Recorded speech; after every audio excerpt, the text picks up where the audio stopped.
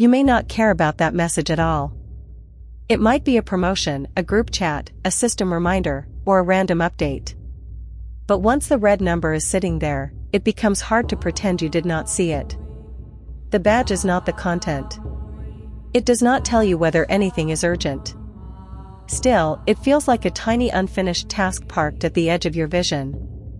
The problem is not simply phone addiction. The interface has turned unread into something visible, bright, and unresolved. Zoom out, and a phone home screen starts to look like a room full of small doors. Each app icon is a doorway, and every red badge is a warning light leaking through the crack. It does not need to ring.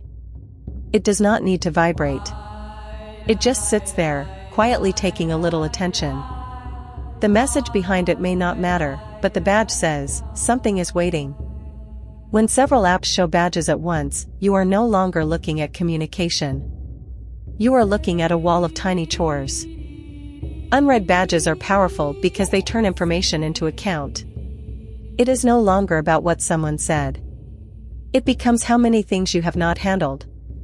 The number does not have to be meaningful to feel unfinished. People often find open loops harder to ignore, especially when those loops stay visible every time the phone lights up. So you may open the app not because you want to read the message, but because you want the number to disappear. Checking becomes less like curiosity and more like clearing a to-do list. The color makes the effect stronger.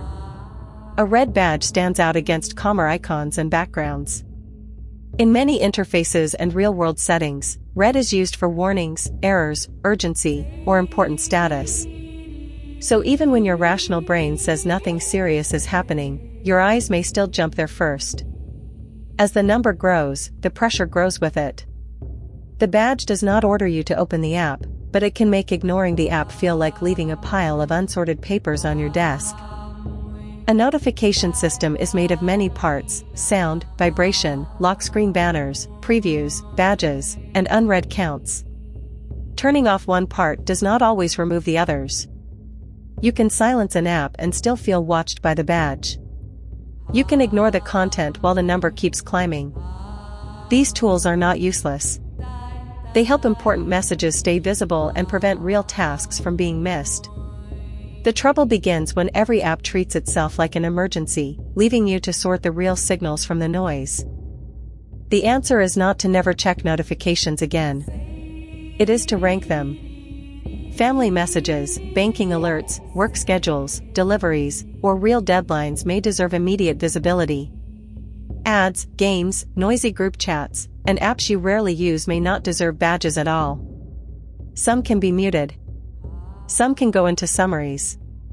Some can wait until a set time of day. This is not a willpower contest. It is taking the pressure the interface gives you and reorganizing it into a rhythm you can actually live with. Compare two phones. One has badges everywhere, like a building where every room has a flashing alarm. The other is calmer, only a few apps are allowed to show visible reminders, while the rest stay quiet until you choose to open them. The goal is not to erase every red dot. Some reminders really are useful.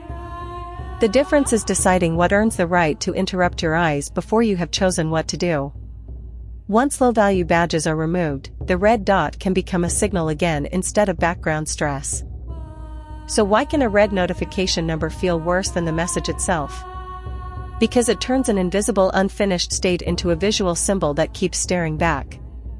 You may not care about the content, but you care that the count has not returned to zero.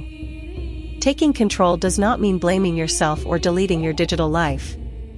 It means deciding which apps can show badges, which ones stay quiet, and when you choose to check them.